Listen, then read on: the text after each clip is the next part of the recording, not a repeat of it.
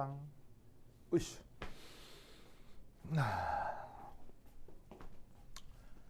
자, 그 다음 마지막 6번.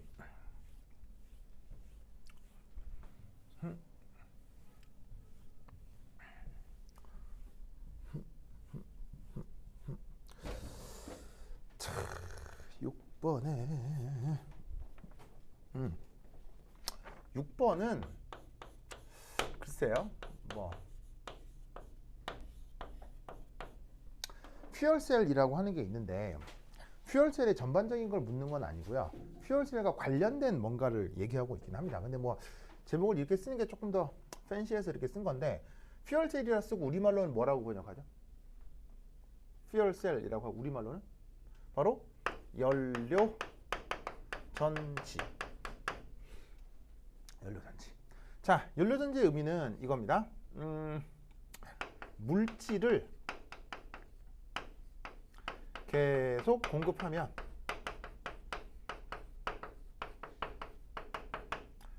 전기 에너지를 계속 생산하는 장치, 이런 걸 퓨얼셀이라고 합니다.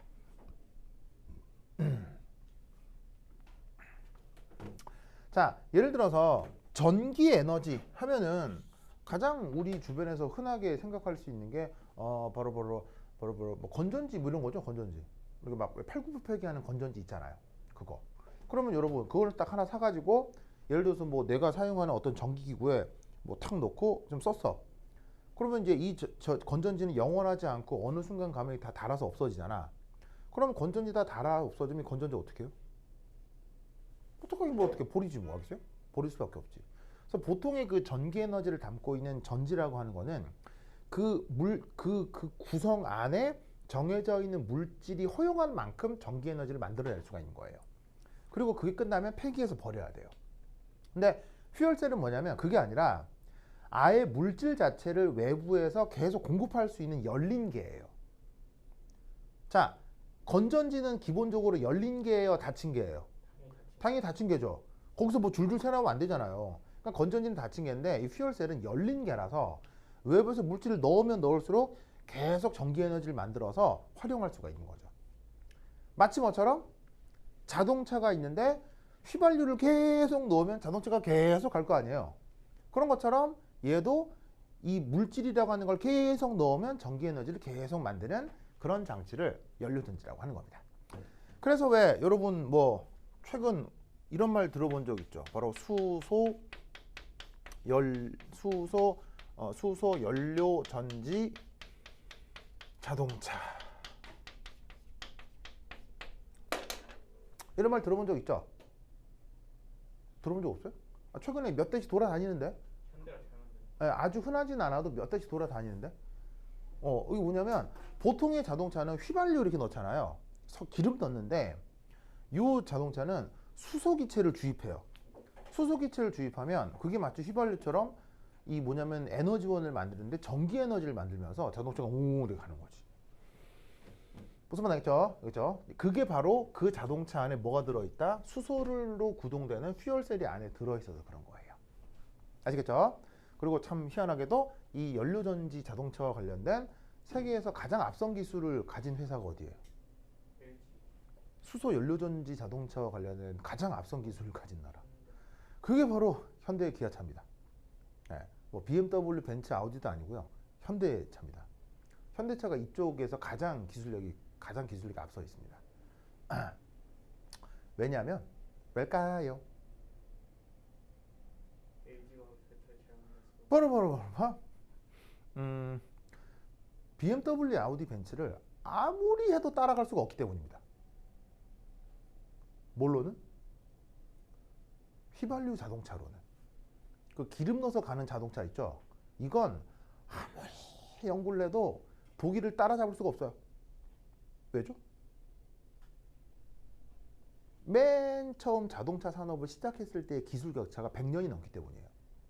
맨 처음 시작했을 때. 물론 지금은 우리나라도 자동차 기술이 발전해서 독일 자동차, 우리나라 자동차, 그리고 중간에 끼어있는 일본 자동차 사이에 기술 격차는 정말 많이 줄어들긴 했으나 아니 뭐 우리나라 사람들이 열심히 일할 때 뭐 독일 사람들은 자요? 독일 사람들 열심히 할 거 아니에요. 독일 사람들도 만만치 않은 사람들이거든. 그럼 이제 무려 100년이나 떨어져 있던 거를 이걸 쫓아온 거예요. 이제 쫓아온 거예요. 쫓아온 거를 이 메꾸려고 하는 게 이게 너무 어려운 거지. 그래서 이제 우리나라 사람들은 그래서 뭘 잘해요?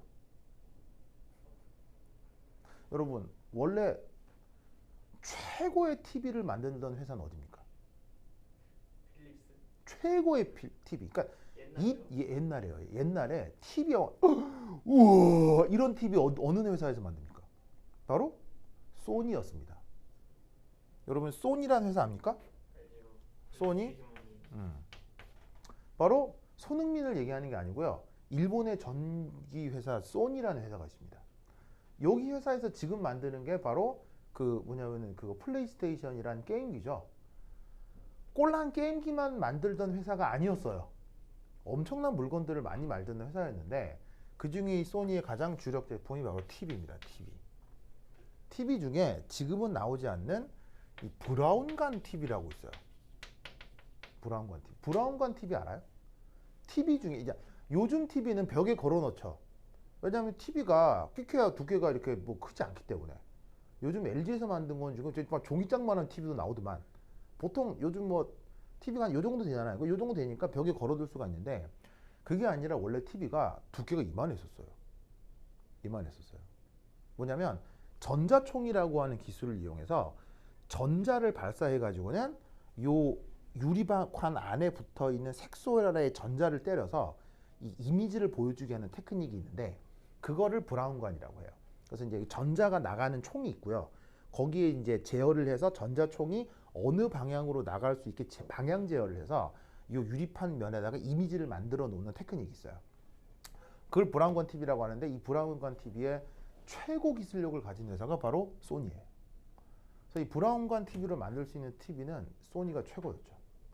그래서 1980년대에 소니 TV 한 대는요, 80년대에 500만 원이 넘었어요. 1980년대 500만 원이면요, 지금 가치로 얼마나 될까요? 근데 무슨 말인지 알겠어요? 차 한 대는 그냥 뽑겠는데. 아, 그렇죠. 그렇죠. 그러니까 그때 당시 삼성이나 LG, 그때는 LG가 아니었어요. LG 옛날 이름 뭔지 아세요? 금성. 자기 70년대생이에요? 어떻게 그런 거야? 금성이라는 회사였거든요. 금성. 그래가지고 어떻게 했냐면 이 회사에서 아무리 따라해도 이걸 따라갈 수가 없는 거예요. 그러면 이때 우리나라 사람들 잘하는 게 있죠. 어떡하죠? 쟤를 이겨야 되겠는데 아무래도 이길 수가 없어. 딴 걸로. 그렇지. 한국 사람은 딴 거 합니다. 딱 봐도 아무리 해도 저걸 이길 수는 없어. 왜냐하면 얘네들이 너무 앞서가 있기 때문에. 그럴 경우 한국 사람들은 뭘 잘한다? 딴 거 합니다. 딴 거. 바로 삼성과 LGD는 야 소니 TV 너무 좋다. 아 좋아 하면서 그럼 우린 딴 거 해 하면서 바로 LCD로 간 거예요. LCD 알죠? 지금 TV예요. 지금 TV. 그래서 사실은 소니가 소니나 파나소닉 같은 일본 회사들이 브라운관 TV에 이렇게 집착하고 있을 때 삼성하고 LG는 다른 걸 하는 겁니다. 그냥 어떻게? LCD 같은 걸로. 그래서 자동차도 마찬가지예요. 아무리 따라해도 누굴 이길 수 없어? 독일 이길 수 없어요. 그 독일의 그 기계의 그 정교함을 이길 수가 없어요. 그래서 사실 그래서 독일 차가 좋은 게 사실 뭐가 좋죠? 독일 차가 좋은 게 연비가 좋습니다. 연비라는 말 알죠? 왜냐하면 기계 장치가 정교하기 때문에 최소 에너지를 써도 충분히 운동이 가능한 거예요. 그래서 같은 레벨급 자동차면 독일 차는 기본적으로 연비가 상당히 좋습니다. 그걸 따라가기가 너무 어렵다고 판단한 현대자동차는 어떻게? 딴 거에 이거 이쪽으로 간 거예요. 그래서 먼저 이쪽에 기술 개발을 해버려서 이쪽 기술을 굉장히 앞선 겁니다. 뭐 여하튼 알겠죠? 그래서 사실은 미래에는 그러니까 왜 이런 얘기를 해드리냐면 여러분들이 미래에 이쪽 관련 일들을 하고 있을 수 있기 때문에 슬쩍 말씀을 드린 거예요. 알겠죠? 그래서 요거 하여튼 알아두도록 하시고 그러면 이거와 관련된 문제를 또 하나 슬쩍 풀어보도록 합시다. 자, 우선 첫 번째 1. 자, 문제를 읽으시면 그 수소가 그 뭐냐면 산소랑 반응을 해서 물을 만들 때 에너지를 만들어내는데 그때 만들 수 있는 에너지가 어느 정도인지를 묻고 있는 겁니다. 자, 그러면 한번 봅시다. 첫 번째 일은 H2로부터 H2O를 만들 때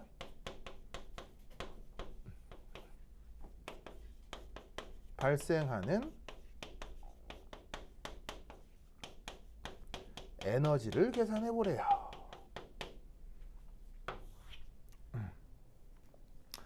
자, 그러면 어떻게 되느냐? 우선 첫 번째 1. 우선 수소기체로부터 H2가 되는 반응에 그 반응식을 한번 작성을 해보도록 하죠. 자, 그러면 이제 수증기가 만들어진다고 쳤을 때 엔탈피를 계산해 보도록 하겠습니다. 그러면 수증기가 만들어진다는 반응식을 써보면 이렇게 되겠죠? H2 가스가 2분의 1 O2 가스 해서 뭐를 만들면 되겠습니까? H2O 가스. 이렇게 되겠네요. 맞죠? 맞죠? 그러면 이때 여기에서 요 각각을 루이스 구조로 바꿔보면 요래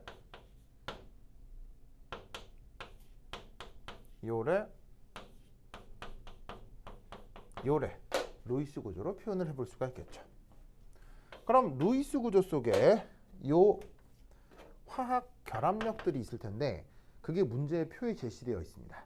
그래서 수소하고 수소 사이의 결합력을 436, 산소 산소 사이의 이중 결합을 500, 수소 산소는 얼마라고 되어 있냐면 460이라고 되어 있네요. 그럼 이것으로부터 우리는 이 반응의 엔탈피 변화를 계산할 수 있는데 엔탈피 변화 어떻게 계산할 수 있었죠? 어제도 이런 문제 하나 풀었었는데 바로 반응물의 결합 에너지에서 생성물의 결합 에너지를 빼주시면 반응의 반응 엔탈피를 구할 수 있다고 했었죠. 그럼 이때 반응물 쪽에 있는 결합 에너지는 436 2분의 1 곱해주시고 500. 생성물 쪽에 있는 결합 에너지는 460인데 그런 게 두 개가 있죠. 이걸 빼주시면 된다 이런 말이에요. 그러면 얘를 계산하면 값이 뭐가 나오느냐? 바로 마이너스 밑에 쓸까요? 마이너스 234 kJ/몰입니다. 자, 마이너스란 얘기는 이게 발열이란 얘기입니까? 흡열이란 얘기입니까? 발열이란 얘기죠. 그래서 수소기체에 불을 붙여서 물을 만들게 될 때 그때 저 정도의 발열 반응이 된다는 얘기입니다. 자, 이 반응의 엔탈피를 그냥 편의상 델타 H1이라고 합시다. 왜냐하면 하나 덜 구해야 돼서 에너지를 하나 더 구해야 돼서 그걸 구분하기 위해 1번이라고 하도록 하겠습니다. 자, 그럼 이제 두 번째는 뭐냐?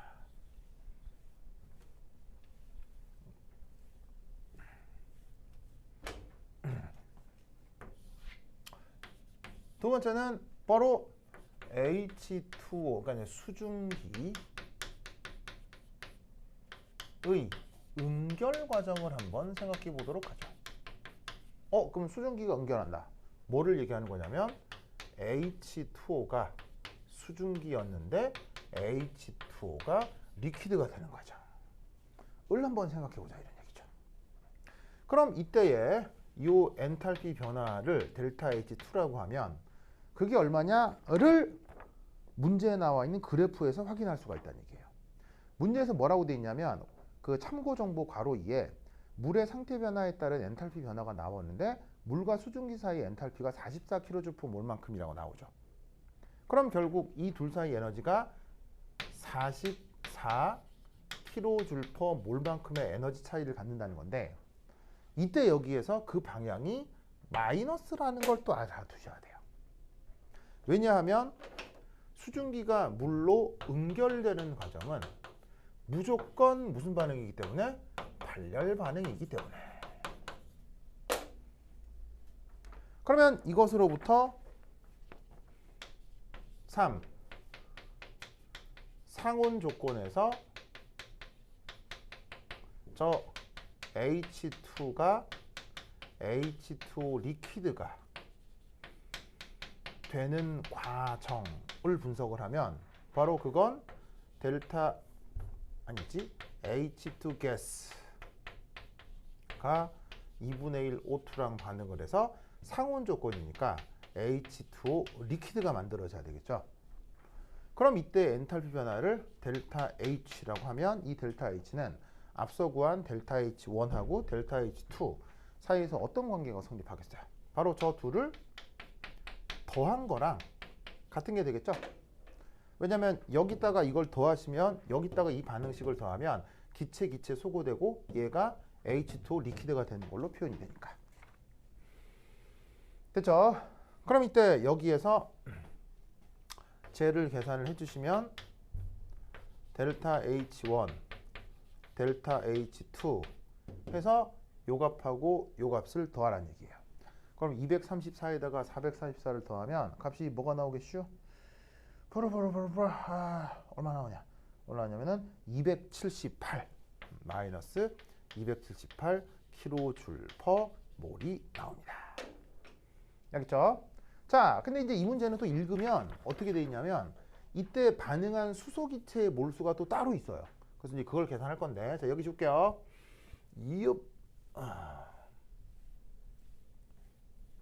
됐어? 그 다음 1, 2, 3, 4 바로 반응에 사용한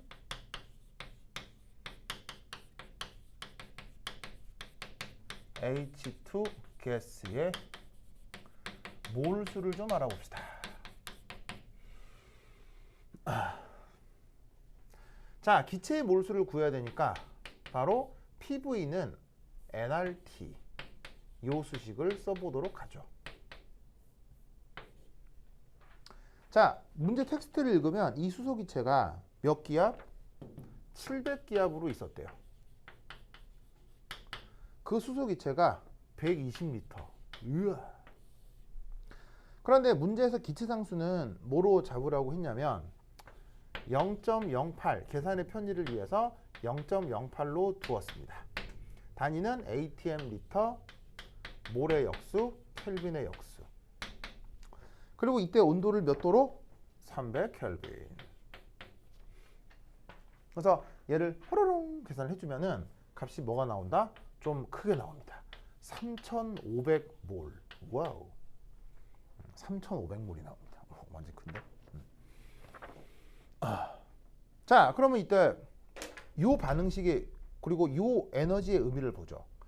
바로 수소기체가 물이 된다고 했을 때 발열량을 얘기를 하는 건데, 자 여기서 어쨌건 이것도 마이너스니까 발열은 맞죠. 그런데 이 단위를 보면 반응하는 수소기체 혹은 생성되는 H2O가 1몰일 때 278kJ/몰만큼 발열이 된다는 얘기예요. 그러면 이것으로부터 방출되는 총 에너지 크기를 보면 어떻게 생각하면 되겠어요? 1몰당 278kJ/몰의 에너지가 방출되잖아요. 그런데 그때 그 기체 여기에 있는 수소기체에 반응하는 몰수가 3,500몰이니까 이걸 계산하는 얘기죠. 그러면 값이 뭐가 나온다? 바로 973,000 kJ 이 정도의 에너지가 방출이 되나 봅니다. 아시겠죠? 그러면 이 방출되는 총 에너지가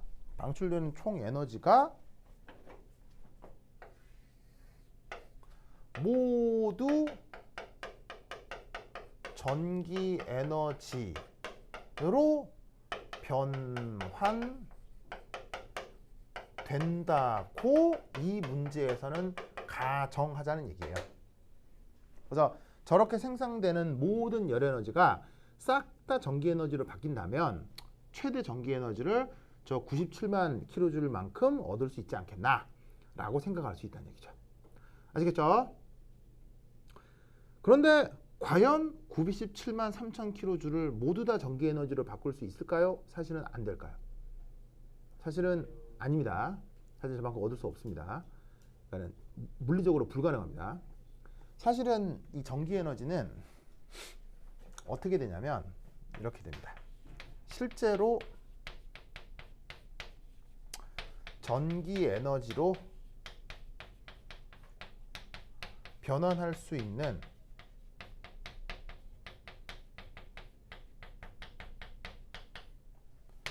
최대 크기는 이게 엔탈피 변화량의 크기라고 한 건 알겠죠? 실제로 구하면 마이너스가 붙으니까 크기라고 표현을 하겠습니다. 엔탈피 변화의 크기가 아니라 실제로는 깁스 에너지의 변화입니다. 그래서 이 반응에 대해서 진짜로 최대로 변환될 수 있는 전기 에너지를 구하고 싶다면 저 반응의 깁스 에너지 변화를 구해야 됩니다. 알겠죠? 근데 깁스 에너지 변화를 구하려면 엔탈피하고 어떤 데이터가 또 추가로 있어야 되죠? 엔트로피 정보가 추가로 있어야 되죠. 근데 지금 문제 엔트로피 정보는 없기 때문에 지금 이 문제에 제시된 걸로는 깁스 에너지를 구할 수는 없습니다. 아시겠죠? 알겠죠? 네, 그래서 원래는 저건데 지금 이 문제에서는 그냥 계산의 편의 그리고 이제 학생들의 공교육 수준을 감안해서 이렇게 문제를 낸 것 같습니다. 물론 아주 심한 차이가 있겠습니까? 비슷하긴 하겠습니까? 비슷하긴 합니다. 아시겠죠? 비슷하긴 하기 때문에 뭐 이렇게 영 개구라치는 건 아닌데 그래도 엄밀하게는 깁스 에너지입니다. 알겠죠? 자, 그 다음 두 번째 이거 줄게요. 줄게요. 이야, 치우자.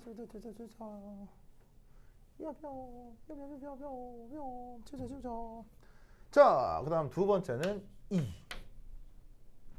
두 번째는 뭐냐면 바로 이때의 최대 전압이랍니다.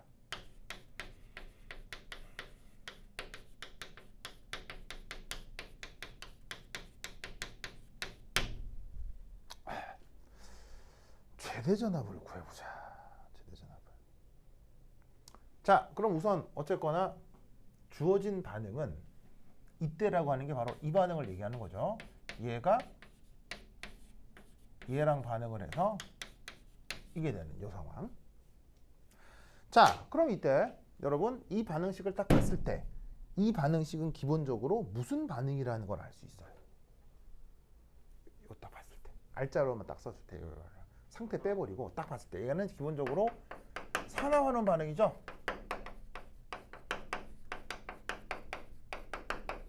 맞나요? 왜 산화환원 반응이죠? 그렇지. 얘 둘 다 중성인데 H2O가 되면 수소는 1 플러스 산소는 2 마이너스의 산화수를 갖기 때문인 거죠. 그래서 산화수가 변하기 때문에 산화환원 반응입니다. 자, 그럼 이때 여기에서 한번 편의상 1 산화 반쪽 반응 이걸 한번 작성해 볼까요? 산화 반쪽 반응 보이세요? 자, 그럼 이때 산화 반응이 어떻게 된 거예요? 누가 산화한 거예요? 정기적으로 중성인기 1 플러스가 된 게 산화죠. 그럼 보시다시피 여기서 산화 반쪽 반응은 H2가 산화가 되는 건데 산화가 되는 건 전자를 잃는 거예요? 전자를 얻는 거예요? 전자를 잃는 거죠. 그러면 영가가 1 플러스가 되면 전자를 1개 잃는 거지만 그런 수소가 2개가 있으니까 전자를 2개가 잃는다. 이렇게 생각을 해주면 되겠죠. 2개가 이렇게 생각해 주면 되겠죠. 그리고 여기 수소가 있는 것을 여기에 수소에 이렇게 H 플러스가 2개가 있다고 하면 양쪽에 질량 보존도 성립하게 될 거라고요. 그래서 이 반응에 대한 산화 반쪽 반응은 저렇게 작성을 해주시면 됩니다. 그 다음 두 번째 이 환원 반쪽 반응. 그럼 환원은 누가 하는 거냐? 얘가 하는 거죠. 얘가 그죠? 얘가. 자, 그러면 제가 보시다시피 H2인데 산화수가 0가가 나중에 2-가 되는 거죠. 그럼 0가가 2-가 되면 전자를 몇 개 받는 거예요? 2개를 받는 거죠. 그러면 여기에 전자가 2개 받는다. 이렇게 해주면 되는 거지. 알겠죠? 그럼 2개 받고 그 다음 여기 산소 혼자가 몇 개 있어요? 산소 혼자가 O2가 2분의 1개니까 산소 혼자가 1개가 있는 거 아니야. 그럼 그 산소 혼자의 질량 보존을 위해서는 여기다가 H2O를 더하면 되는 거지. 알겠죠? 그런데 그렇게 하면 누구의 질량 보존이 또 안 맞아요? 수소의 질량 보존이 안 맞죠? 그럼 수소가 여기 몇 개 있어요? 2개 있지? 그럼 여기다가 왼쪽에다가 수소 2개를 더하시면 되지. 이게 여기서 일어나는 환원 반쪽 반응이 돼요. 알겠죠? 그럼 이때 또 바로 알 수 있는 건 이 2개를 더하면 결국 뭐가 되죠? 이 2개를 더하면 결국 뭐가 되죠? 이게 되네요. 알겠죠? 실제로 이게 되네요. 그래서 보시다시피 전자수소, 전자수소 소거하면 얘 더해서 이게 된 게 되니까 여기서 산화 반쪽 반응, 환원 반쪽 반응을 이렇게 정해도 되겠다 라고 생각할 수 있겠지. 맞죠? 그러면 여기서 알 수 있는 사실은 뭐냐면 바로 3H2 한 분자가 반응할 때 2개의 전자가 움직이고 있구나 를 알 수 있는 거죠. 보시다시피 H2 한 분자가 반응을 할 때 전자 2개가 반응을 한다. 무슨 말 알겠죠? 그런데 지금 여기에 있는 H2가 아까 계산해 본 결론은 몇 몰이나 반응이 몇 몰이나? 3500몰. 무슨 말 알겠어요? 그러면 한 분자가 아니라 지금은 3500몰이잖아. 그지? 그러면 이때 이 전자는 2개의 전자니까 2개가 아니라 몇 개라고 하면 되겠어? 7000개 몰. 7000몰이라고 하면 되는 거지. 더블링이 된다 이런 말이야. 무슨 말 알겠죠? 알겠죠? 그러면 이것으로부터 전압을 어떻게 구하느냐? 전압을 이렇게 구해주면 되죠. 자, 여러분 이런 표현 알아요? W는 QV. 이런 표현 알아요? 자, 이 표현이 무슨 말이냐면 이거죠. W가 전기 에너지라고 했을 때 Q가 뭐죠? 전하량이죠. V가 뭐예요? 전위차 혹은 전압이라고 하죠. 그러면 에너지가 있을 때 전하량이 관련하면 전압을 구할 수가 있다는 얘기예요. 어떻게? 전기 에너지를 전하량으로 나누면 된다는 얘기지. 그럼 이때 전기 에너지가 얼마라고요? 최대 973 빵빵빵이라고 할 거 아니에요? 이 정도 나왔다고 할 거 아니에요? 그럼 그때 전하량은 어떻게 알면 되겠어요? 바로 여기에 있는 이 7000몰만큼의 전자의 전하량이 관여했다라고 생각하면 되는 거죠. 그러면 생성되는 모든 전기 에너지가 이 전자와 관련이 돼 있다고 치면 바로 이 전기 에너지를 무엇으로 나눠요? 이 전하량으로 나누어졌을 때 전압이 얼마다를 구할 수가 있다는 얘기지. 그래서 문제에 어떤 말이 이상하게 나오냐면 이런 말이 나와 있습니다. 바로 이런 말이 나와요. 전자 1몰 and 전압 1볼트의 전기 에너지가 뭐 100kJ/몰이라는 말이 나와 있어요. 거기에. 그러면 어떻게 되겠어요? 이 사실하고 얘네들을 비례식으로 연결하는 거예요. 그러면 어떻게? 그때 구하는 이 전압을 이렇게 구할 수가 있다는 얘기죠. 바로 973 빵빵빵 kJ인데 자, 1몰당 요 정도 에너지잖아요. 근데 지금 전자가 몇 몰이에요? 전자가 7000몰이에요.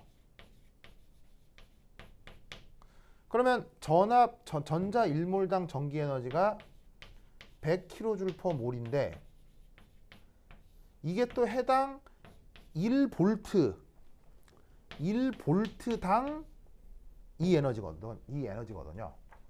그럼 어떻게 되냐면 973 빵빵빵 kJ의 저 에너지를 전자 몰수와 1몰당 전기 에너지와 그리고 그때 전압으로 전압의 역수로 나누어 주면 전압을 구할 수가 있다는 얘기죠.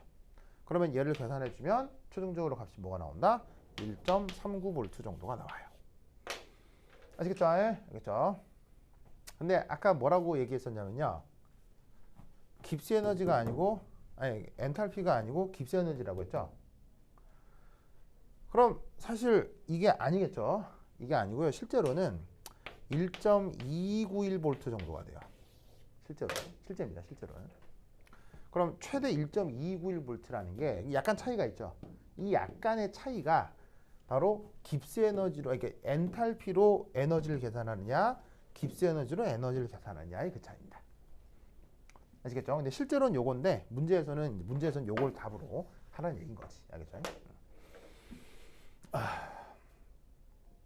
짧은 시간 동안 이제 뭔가를 좀 해봤는데 예, 이게 참 그 4일 연장해서 힘들긴 했지만 이게 양이 충분하다고 하긴 좀 어렵습니다. 그래서 이제 어쩔 수 없이 제한된 영역을 했는데 실제로는 이제 서울대 기출 쪽도 중요한 문제가 많거든요. 그래서 이제 그거는 내가 이제 평소에 하고 있는 강의에서 집중적으로 강의를 하고 있기 때문에 긴 강의가 있어요. 그러니까 한 7월 달부터 시작하고 있는 한 17, 18회짜리 강의가 있거든요. 거기에서 내가 아주 다양하게 얘기를 하고 있는 거고 그거와 별개로 여기 좀 독립 주제로 강의를 해가지고는 약간 이제 좀 추격형으로 하는 바람에 나도 이게 조금 하면서 너무 아쉬운데 이런 생각이 좀 들거든요. 그래서 이제 개인적으로 이제 공부를 좀 더 하셔야 될 것 같고요. 그 관련된 자료를 제가 그 파트 1, 2, 3, 4에 그래도 조금 이제 넣어놨어요. 그래서 이제 혹시나 개인적으로 공부를 하실 분들은 나눠드린 그 파트 1, 2, 3, 4 그거를 꼭 좀 풀어보도록 하세요. 시중에 있는 그 어떤 교재보다도 내가 드린 교재가 더 좋을 거예요. 왜냐하면 내가 드린 교재에는 적어도 서울대 관련 그 내부 핵심 그 오피셜 자료들이 다 들어있어요. 다 들어있고 그 다음에 거기에 붙어있는 해설지들 역시 그 서울대에서 제시하는 오피셜 그 풀이들이에요. 그러다 보니 풀이가 좀 촌스러운 것들도 있긴 한데 뭐 여하튼 그래서 시중에는 구할 수 없는 오피셜한 자료들 그러니까 약간 그 뭐냐면 컨피덴셜한 자료들이 거기 들어있기 때문에 다른 어떤 교재보다도 좋을 겁니다. 그래서 신청 준비를 할 때는 내가 드린 그 교재를 우선적으로 사용하시는 게 좋아요. 그러니까 누구 주지 말고요. 좀 풀어요. 알겠죠? 좀 풀어. 그리고 좀 그 궁금한 거는 그 이제 나한테 뭐 카톡으로라도 이렇게 뭐 질문해도 되고요. 알겠죠? 그리고 최대한 여러분들 공부 편하게 하도록 모든 문제 해설지를 다 달아놨으니까 그거 보고 공부를 좀 하시기 바랍니다. 알겠죠? 알겠죠? 자, 그리고 이제 오늘을 마지막으로 여러분들하고 이제 뭐 보기 어렵겠죠. 여러분 개인적으로 수업을 이렇게 다른 수업들을 들을 수도 있고, 그다음에 대학도 가버리고 이러면 나하고 이제 만나질 못할 것 같아서 마지막으로 조금 말씀을 드리면 지금 대학을 가려고 이렇게 대학을 선택하고 그다음에 이제 학과를 선택하고 하잖아요. 근데 대한민국에서는 첫 번째 학과가 전혀 중요하지 않아요. 무슨 과를 가느냐 전혀 중요하지 않아요. 대한민국은. 미국이나 유럽은 무슨 과를 가느냐가 아주 중요하거든요. 근데 우리나라는 전혀 중요하지 않아요. 왜일까요? 바로 여러분들이 등록금을 내기 때문이에요. 무슨 말이냐면 여러분들이 등록금을 내기 때문에 대학은 여러분들에게 고급스러운 지식을 가르쳐 줄 필요가 없는 거예요. 무슨 말 이해 안 돼요? 이해 잘 안 되죠? 이게 무슨 말인지 알겠어요? 자, 뭔 말이냐면 여러분들이 돈을 내는 물주기 때문에 대학 당국은 여러분들을 심하게 트레이닝 시키려고 하지 않는다는 얘기예요. 즉 여러분들이 공부를 못한다고 해서 대학이 여러분들을 자르지 않는다고요. 왜? 물주니까요. 물주님을 왜 잘라요? 전교 꼴찌에도 계속 붙여놔야죠. 돈 내주시는데. 즉 여러분들이 대학에 가서 대한민국의 어떤 학과에 가서 수업을 들어봤자 여러분들의 실력은 그렇게 향상되지 않아요. 그게 대한민국의 현실이에요. 근데 동남아시아나 예를 들면 아프리카나 아니면은 유럽 같은 경우는 대학 등록금을 그리고 북한도 마찬가지인데 대학 등록금을 국가가 내죠. 국가가 내기 때문에 만약에 학생들이 공부를 잘 안 하면 대학이 어떻게 해요? 학생들을 잘라요. 왜? 공공의 세금으로 학생을 교육시키니까. 그러면 공부 못하면 잘리죠? 그럼 학생들이 대학에서 공부를 어떻게 하겠어요? 목숨 걸고 해요. 목숨 걸고. 그래서 아프리카나 동남아시아나 유럽이나 북한에서 대학을 나오면 실력이 엄청나게 향상해요. 그 과와 관련된 전문 지식을 굉장히 많이 갖고 졸업을 하게 되죠. 하지만 한국은 그런 분위기가 아니에요. 그런 분위기가 아니고 오직 대학이 하는 건 졸업장 장사예요. 여러분들이 4년 동안 낸 등록금을 가지고 그 비용을 졸업장이랑 바꿔주는 거예요. 그래서 여러분들이 어떤 과를 가냐는 대한민국에서 전혀 중요하지 않아요. 어떤 과를 나온다고 해서 전문 지식을 쌓을 수 있을 거라고 생각하면 안 된다고요. 무슨 말인지 알겠죠? 그래서 어떻게 되냐면 대학에 갔을 때 굉장히 실망하고 여러분들의 미래에 대해서 우왕좌왕할 수 있어요. 즉 딱 와서 봤는데 이게 내가 원하지 않는 공부일 수 있다는 얘기예요. 그럴 경우 학교에서 푸시를 하는 것도 아니고 학교에서 고급 교육을 위해서 노력해 주는 것도 아니에요. 왜? 어차피 학교는 졸업장 장사만 하니까요. 그럼 여기에서 여러분들은 대학에 딱 갔을 때 뭔가 붕 뜨는 느낌이 날 거예요. 그래서 여러분 항상 명심할 거, 대학에 딱 가서 어떤 학과를 선택해서 갔는데 거기서 실망할 가능성이 항상 있다. 그렇다면 어떻게 해야 되겠어요? 대학에 딱 가는데 이거 당최 이거 내 이 길이 아닌 것 같다. 그럼 어떻게 해야 되겠어요? 개수반세야죠. 바로 내 미래를 내가 스스로 개척해야죠. 그때 어떻게 하는 게 내 미래를 개척하는데 좋은 방법일까요? 자, 만약에 이런 거죠. 예를 들어 이거예요. 안테나 뮤직에 소속되어 있는 음악가 중에 루시드 폴이라는 사람이 있거든요. 아세요? 루시드 폴이라는 가수 아세요? 루시드 폴이라는 가수가 어떤 사람이냐면 서울대 전기공학부 다녔던 사람이에요. 나랑 같은 학번인데 서울대 전기공학부 9학번에 이중관이라는 친구가 있어요. 걔가 누구냐면 바로 부산과학고 2기의 동기예요. 그래서 부산과학고 2기 동기 중에 이중관이라는 친구와 윤종화라는 친구가 조그맣게 밴드를 만들었는데 그때 그 밴드 이름이 미선이라는 밴드예요. 서울대 내에서. 거기에 서울대 전기공학부 준관이 친구였던 루시드 폴이 합류를 한 거예요. 그래서 셋이서 음악 활동을 하다가 대학 다닐 때 하다가 준관이하고 이제 종화는 그냥 다시 공부의 길로 갔고요. 루시드 폴은 계속 음악을 하게 되면서 지금 안테나 뮤직에 소속되어 있는 아티스트죠. 무슨 말인지 알겠어요? 즉 여러분의 미래는 여러분들이 지금 선택한 학과와 완전 무관한 방향으로 바뀔 수도 있다는 얘기예요. 완전 무관한 방향으로. 그럴 때 여러분은 그 여러분들이 원하는 미래로 바꿀 때 어떻게 해야 이걸 쉽게 바꿀 수 있느냐? 바로 성적이 좋아야 돼요. 성적이. 즉 여러분들이 어떤 과를 갔잖아요. 어떤 과를 가서 그 과가 마음에 안 들 수도 있죠. 공부 때문에 진짜 싫을 수도 있죠. 그럼 바꿔야 되겠죠. 그 과를 바꾸려면 다른 진로를 바꾸려면 그 과에서 성적이 좋아야 돼요. 되게 아이러니죠. 왠지 아세요? 만약에 그 과에서 성적이 나빠요. 나빠서 진로를 바꿨어요. 그럼 진로를 바꿔서 온 담당자 입장에서 얘를 어떻게 평가하겠어요? 너 좆도 할 줄 없는 게 없어가지고 이쪽으로 온 거구나 이렇게 판단하는 거예요. 너 존나 게으르고 막 공부도 존나 못해가지고 거기서 도태돼가지고 여기 온 거구나 이렇게 되는 거예요. 그러면 그 길을 바꾼 쪽에서 잘 커나갈 수 있을까요? 어렵습니다. 무슨 말 알겠어요? 그럼 어떻게 돼? 이게 싫을수록 성적이 좋아야 돼요. 그래 나중에 딱 옮겼을 때 그 받는 사람이 저 열심히 하는 분이시네요. 그래서 그런데 이쪽으로 오신 거예요? 그러면 진짜 이쪽에 대한 열정이 있으신가 보다 이렇게 판단이 된다고. 근데 무슨 말인지 알겠죠? 이러려면 첫 번째가 학교가 좋아야 돼요. 학교가. 이런 평가를 받으려면 학교가 좋아야 돼요. 즉 미래에 여러분들이 영 다른 일을 할 수도 있기 때문에 기본적으로 학교가 좋아야 이런 내 인생을 자유롭게 변할 때 편리해요. 무슨 말 알겠죠? 그러니까 여러분 학과 선택할 때요. 지금 머릿속으로 뭔가 떠오르는 학과가 있겠죠. 그리고 주변에서 얘기해주는 학과가 있겠죠.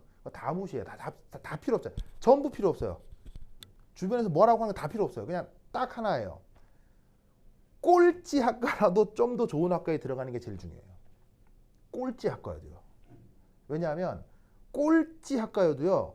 그 학교에 들어가는 순간 다 똑같아요. 그냥 똑같이 수업 받고요. 똑같이 평가받고 그다음에 졸업장 똑같아요.